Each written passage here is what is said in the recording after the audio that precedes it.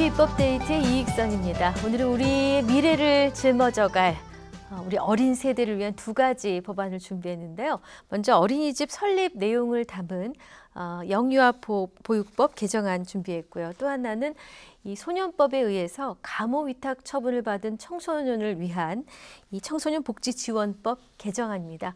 두 개정안을 대표 발의하셨습니다. 새정치민주연합 전병헌 의원 모셨습니다. 의원님 어서 오십시오. 네, 안녕하세요. 네, 반갑습니다. 영유아보육법 개정안을 발의하시게 된 입법 취지가 궁금합니다. 예, 지금 뭐 어린아이를 키우고 있거나 돌보고 있는 가정은 다 체감을 하실 텐데요. 네. 지금 민간 어린이집하고 국공립 어린이집으로 나눠져 있거든요. 네. 우리가 이제 무상보육 차원에서 민간 어린이집과 국공립 어린이집을 그 격차를 해소해야 되지만 그럼에도 불구하고 여전히 이제 그 부모의 입장에서는 국공립 어린이집에 대한 기대와 네. 또 수요가 더 많을 수밖에 없죠. 네. 서울에만 하더라도 뭐 한 지금 12만 명이 대기자가 있다고 하고 있고요. 국공립 어린이집에 네. 평균 한 2년 이상은 걸려야 들어갈 수 있는 그런 그 대기 수요입니다. 이렇게 된 원인은 서울 같은 경우는 뭐 국공립과 민간 어린이집의 비율이 국공립이 압도적인 선호를 하는데도 불구하고 한 13%밖에 안 되고 전국적으로는 어린이집의 국공립 비율이 5% 정도 수준밖에 안 되거든요. 따라서 저는 이와 같은 문제를 좀 해결하기 위해서 민간 어린이집을 국공립으로 쉽게 전환할 수 있도록 해주게 된다면 국가가 상대적으로 국공립 어린이집을 부지부터 매입해서 모든 건설과 시설까지 모든 것을 다 책임을 지려고 한다고 한다면 더 많은 예산이 들어가겠지만 기존에 있는 민간 시설 가운데 국공립 전환을 바라는 또는 원하는 이런 어린이집은 좀 손쉽게 국공립으로 전환시켜서 국공립을 좀 대폭 확충한다면 이와 같은 이 소위 수요와 공급의 불균형도 해소하고 또 그 엄마들에게 국공립 어린이집을 선호하는 바람도 해소시킬 수 있지 않을까 해서 이 법을 제안하게 됐죠. 사실 이 빠른 엄마들의 정보력이 어느 정도냐면 옆에 동네 어린이집에서 오늘 점심 간식으로 뭘 먹었는지를 다른 동네 엄마가 압니다. 네. 그 정도의 정보력이 있기 때문에 국공립 어린이집이 무슨 프로그램을 어떻게 하고 뭐가 좋은지를 한 번도 가보지 않은 저도 들었거든요. 근데 늘 원하고 늘 더 있었으면 하는데 왜 늘 부족했는지, 왜 채워지지 않았고 이런 악순환이 개선이 되지 않았는지 원인이 참 궁금했습니다. 그러니까요. 그러니까 처음부터 이제 국공립 어린이집이 상대적으로 그 시설이 부족한 상태에서 보편적 그런 무상보육 정책을 저는 이제 제가 무상보육을 주장한 그리고 그걸 당론화하고 입법화를 요구한 최초의 정치인이지만 그럼에도 불구하고 저는 5년간 단계적으로 무상보육을 실천하자라는 그런 정책적 제안을 했는데 당시 뭐 정치권의 이해관계에 의해서 뭐 당시 여당이 그 2012년부터 전면적으로 실시를 하겠다 이렇게 그 주장을 해버리는 바람에 사실은 충분한 준비 없이 보편적인 무상보육이 실시됨으로 해서 국공립 어린이집과 민간 어린이집의 여러 가지 지원이나 시설에 대한 또는 그 어떤 예산과 관련된 형평성이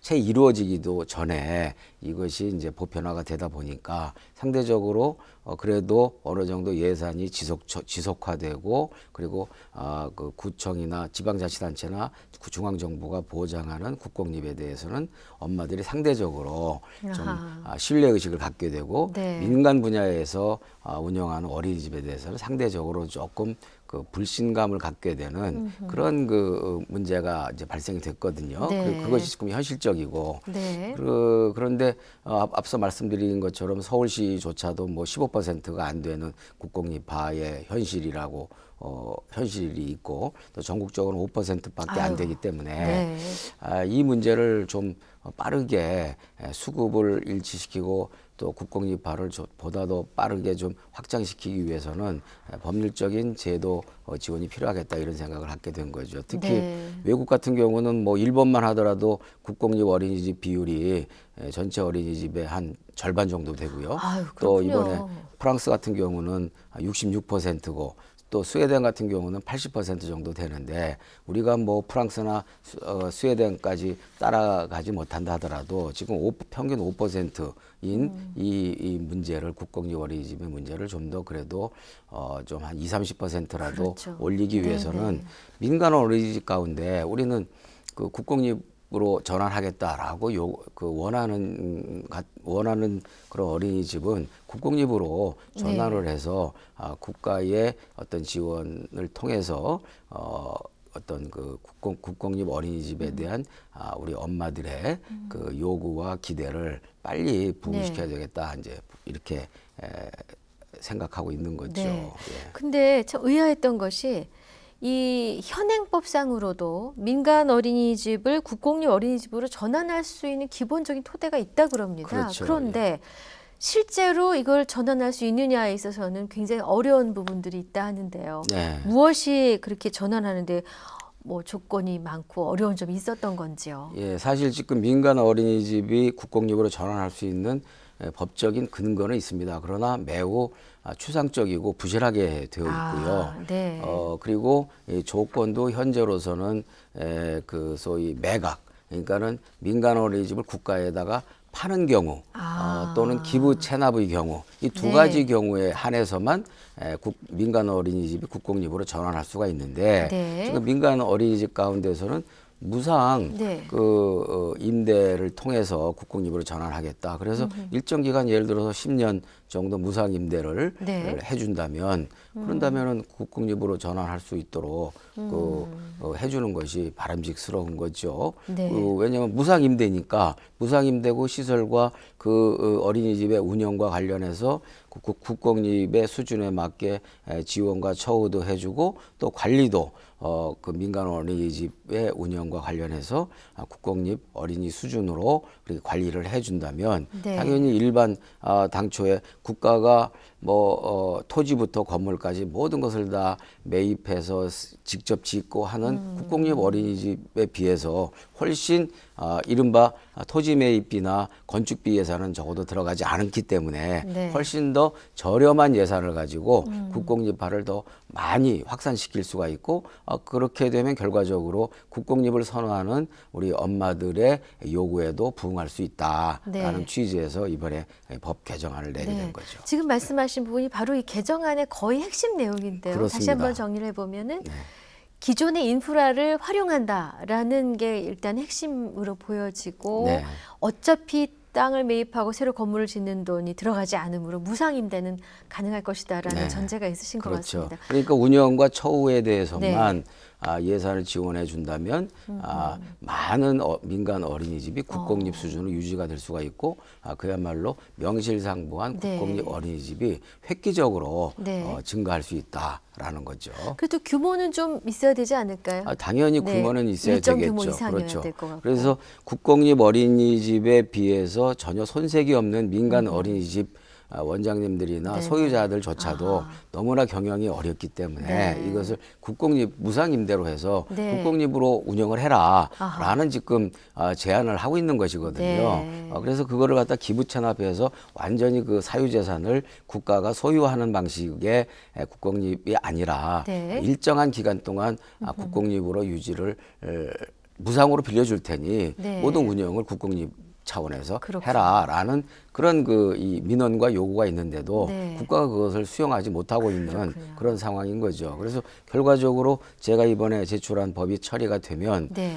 정부는 많은 예산을 들이지 않고 최소한의 예산을 가지고 국공립 어린이집을 많이 확보할 수 있는 그렇죠. 그런 네네. 그 장점이 있는 것이고 네. 또 민간 어린이집의 입장에서는 그동안의 여러 가지 어려움과 경영난을 해소할 수 있는 그런 그 또 장점이 또 나름대로 있고 어찌됐든 어린이집 운영에 있어서 국공립으로 운영을 해서 민간 어린이집으로 운영했던 것보다 더 많은 수혜를 쌓게 되니까 네네. 당장에 거기서 뭐 소유자는 어차피 거기서 이익을 창출하지는 않지만 그러나 어린이집 운영이라는 그런 목적과 취지는 보다 더 충실하게 그 실현할 수 있다라는 그런 장점이 있고 최종적으로 가장 중요한 것은 특히 엄마들 입장에서 국공립 어린이집을 선호하는데 그러한 요구를 해소할 수 있다라는 점에서 일석삼조의 효과를 가지는 법이다라고 말씀드릴 수 있습니다. 일단 엄마들 많이 환영하실 것 같고요. 네, 그렇게 해줬으면 어린이집 좋겠습니다. 원장님들도 환영하십니까? 전폭적으로 환영하고 그렇죠. 있죠. 예, 네, 좋은 결과 있으시길 바라겠습니다. 네. 이제 두 번째 내용이 이제 청소년에 관련된 내용인데 개정안 소개 앞서서요. 네. 청소년 회복센터라는 곳이 있다고 들었습니다. 이게 무슨 일을 하는 곳인지 또 어느 정도나 있고 이 현황은 파악을 하신 것인지 이거 먼저 여쭤보겠습니다. 예, 그 이제 비행 청소년들의 네. 경우에 그 청소년 보호소가 있어서 일정 기간 이제 그 청소년 감호 시설에 그서 교육을 사실 받게 되는데 네네. 그와 같은 어떤 청소년 보호 시설보다는 네네. 어떤 측면에서는 초기 비행 청소년들의 경우에는 네. 대한부모나 대한가정의 역할을 통해서 선도를 하게 되면 네.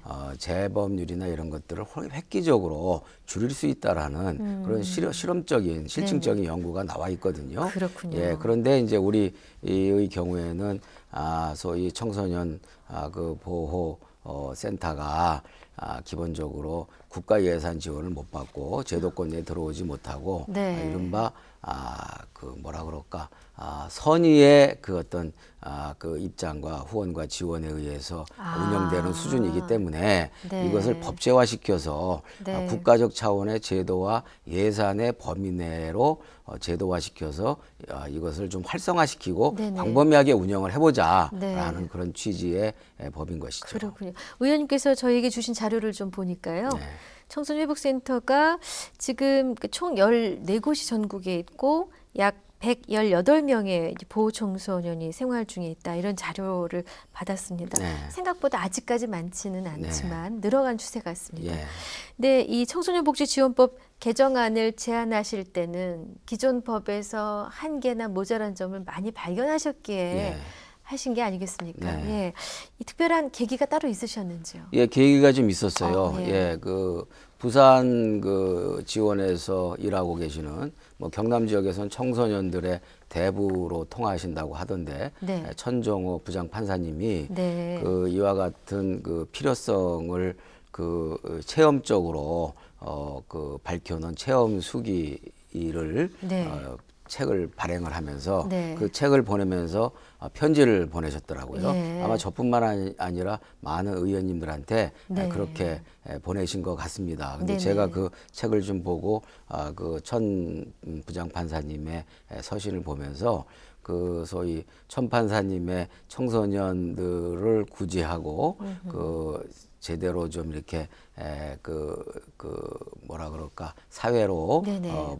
활원시킬 수 있는 네네. 그런 아주 효과적이고도 좋은 제도가 있는데도 불구하고 이것이 법률적으로 제도화되지 못해서 많은 청소년들이 오히려 그 치료 감호 이쪽에 들어가서 오히려 더 그 이 상황이 악화되는 경우가 많고 또 실제 그 청소년 그 보호센터를 통해서는 많은 청소년들이 또 회복을 하는 네. 그런 그 체험을 그 보면서 이것이 정말 필요하겠다 해서 제가 좀 앞장서서 그렇군요. 대표 발의를 하게 됐죠. 그러니까 비교를 해보니까 청소년 회복센터에서 있었던 친구들이 더 사회 적응을 빨리 하고 재범률이 낮다 이런 얘기가 들 텐데 그렇죠. 그럼 이번 그 청소년복지지원법 개정안에 담긴 핵심 내용이 바로 이 센터에 좀 힘을 실어주시자는 그렇죠. 겁니다. 예. 네. 그래서 지금 현재 이른바 청소년 교도소와 같은 치료 그 감호소 같은 경우에는 재발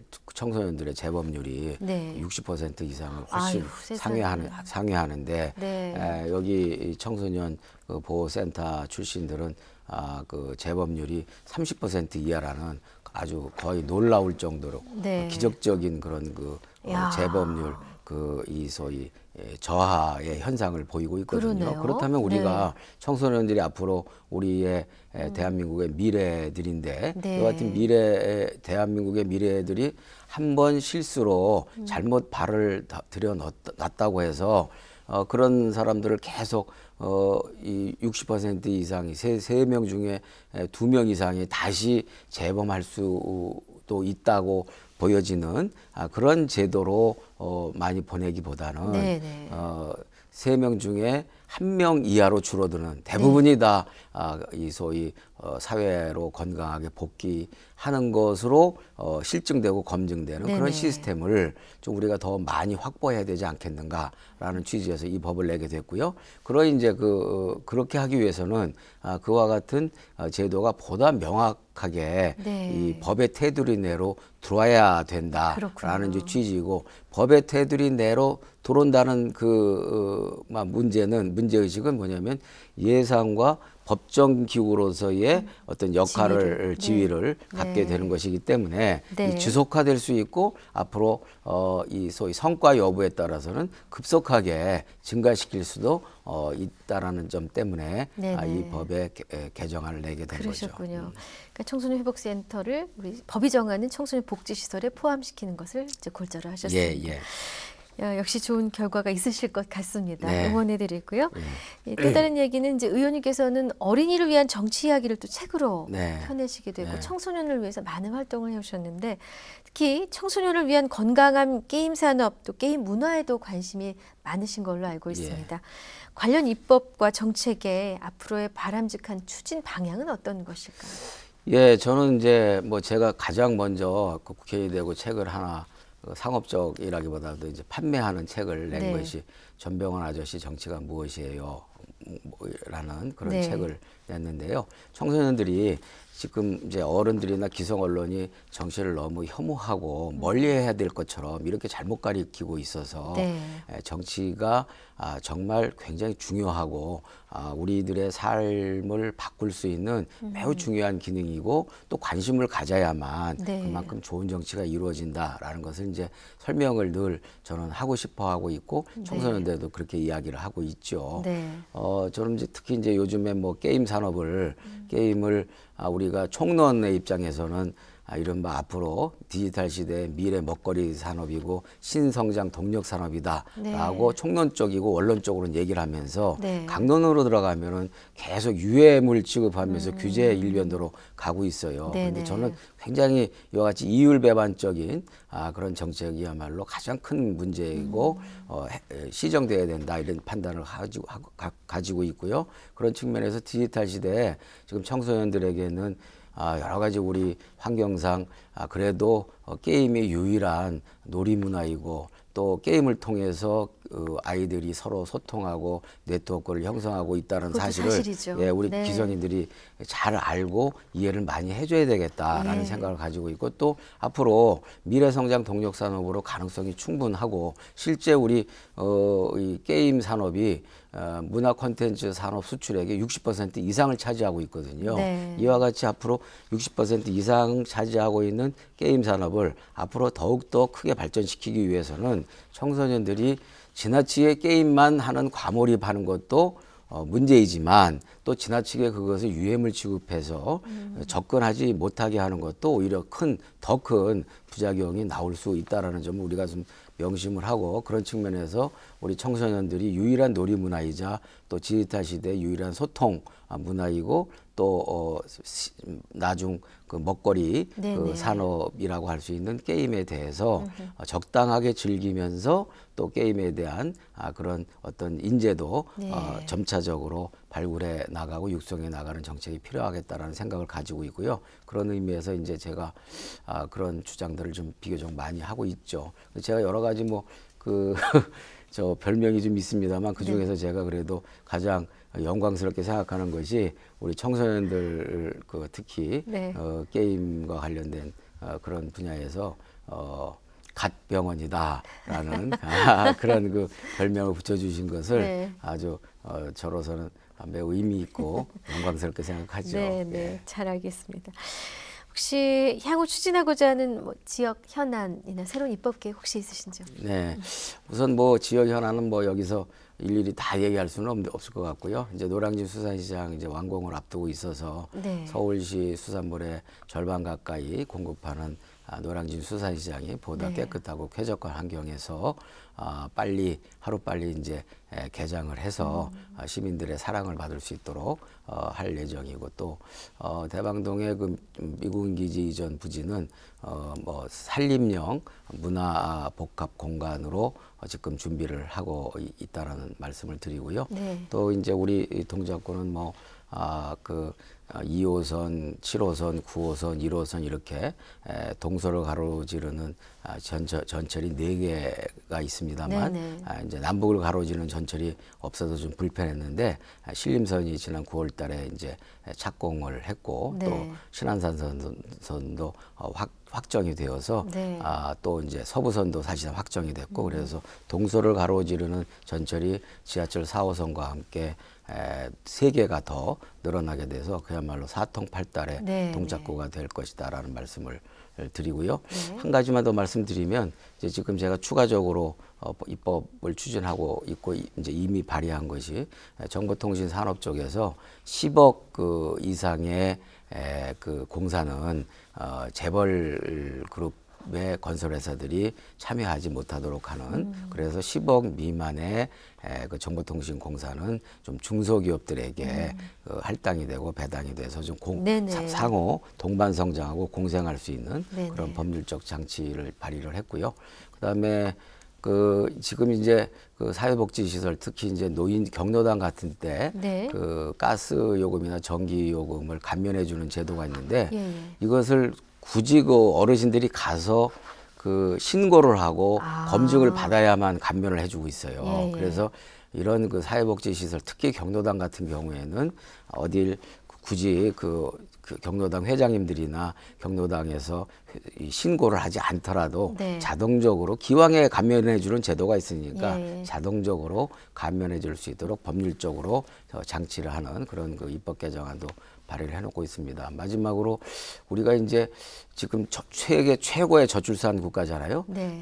세계 최고의 저출산 국가인데 저출산을 좀 막기 위해서 지금 사실 무상보육도 그런 차원에서 지금 중요성이 역설되고 있는 것이지만 이제 세 자녀의 경우에는 국가가 책임지겠다라는 이야기가 나온 지 상당히 오래됐는데 현실적으로는 특별히 해주는 것도 별로 없어요. 그래서 네.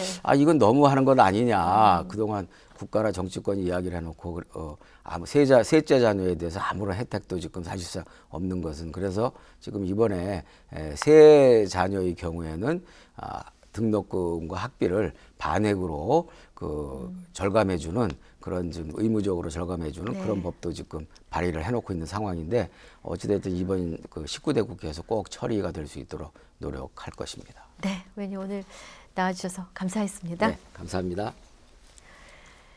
네, 입법데이터는 새정치민주연합 전병헌 의원과 함께했습니다. 시청해 주셔서 감사드립니다.